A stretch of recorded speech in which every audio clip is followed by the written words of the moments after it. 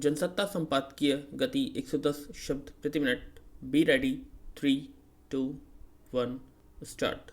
टीकाकरण की धीमी रफ्तार गंभीर चिंता की बात है। महामारी पर काबू पाने के लिए जांच, इलाज और संपर्कों का पता लगाने से भी ज़्यादा टीकाकरण को सबसे महत्वपूर्ण उपाय माना गया, लेकिन इस काम में ही सबसे ज़्यादा मुश्किलें आ रही हैं।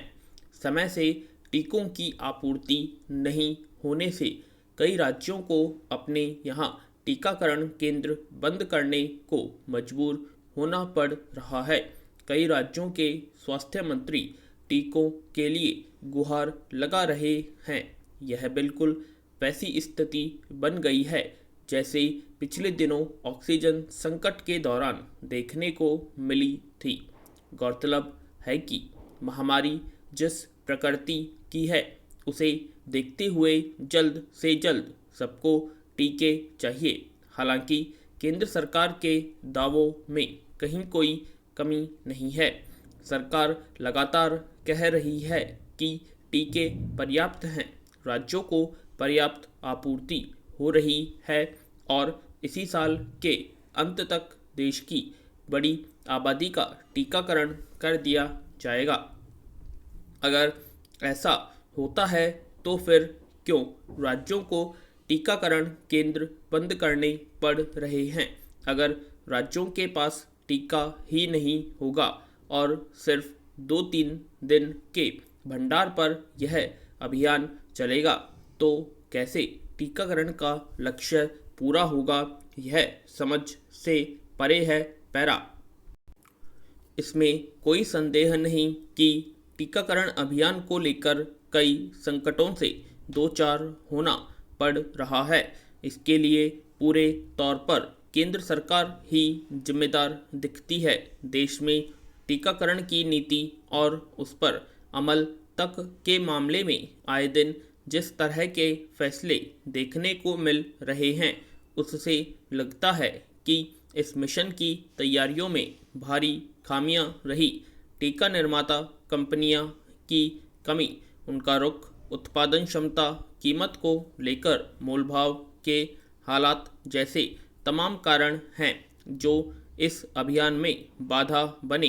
टीकों की खरीद और मोलभाव को लेकर राज्यों को अलग जूझना पड़ रहा है, जबकि पिछले 1 साल से सरकार को यह पता था कि आने वाले वक्त देश में बड़ा टीका अभियान चलाना पड़ेगा, लेकिन टीका आ जाने के बाद भी सरकार देश की ज़रूरत के मुताबिक इनका उत्पादन सुनिश्चित नहीं कर पाई।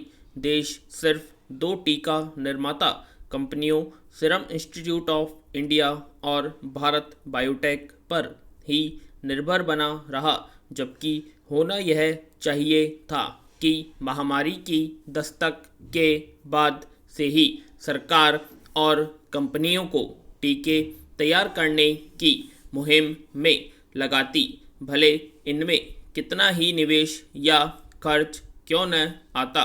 फिर सीरम जैसी कंपनियों ने दूसरे देशों के साथ जो व्यापारिक अनुबंध पहले ही कर लिए थे, उससे उसे रोका जाना था और देश की ज़रूरत पहले पूरी की जानी थी, लेकिन ऐसा नहीं हुआ।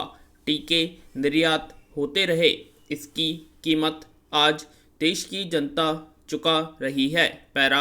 अब आनन फानन में विदेशी टीकों को मंजूरी देनी पड़ रही है, लेकिन इन टीकों को भी आने में अभी वक्त लगेगा। देशी कंपनियों का उत्पादन बढ़ने में भी 2-3 महीने लग जाएंगे, लेकिन तब तक क्या होगा? इधर 18 से 44 साल के वयस्कों के लिए भी मांग अचानक बढ़ गई।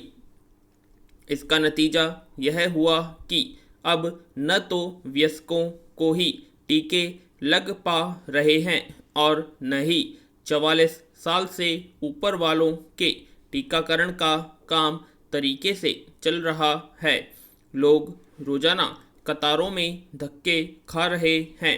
जिसे टीके के पहली खुराक लग गई है उसे दूसरी के लिए चक्कर लगाने पड़ रहे हैं।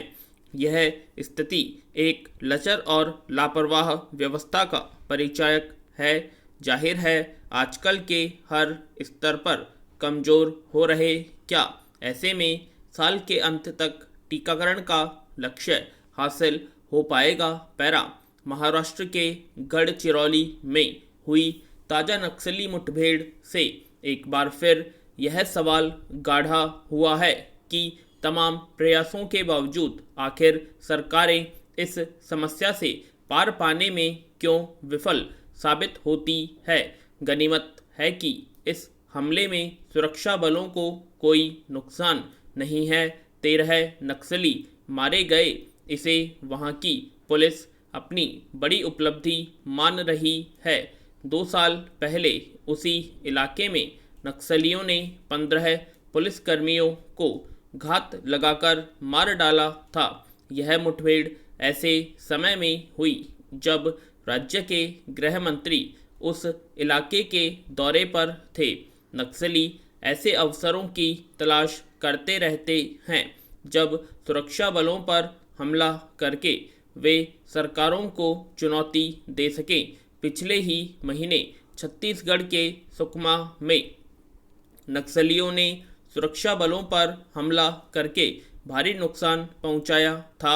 तब भी उनकी रणनीतियों से पार पाने के उपायों पर जोर दिया गया था।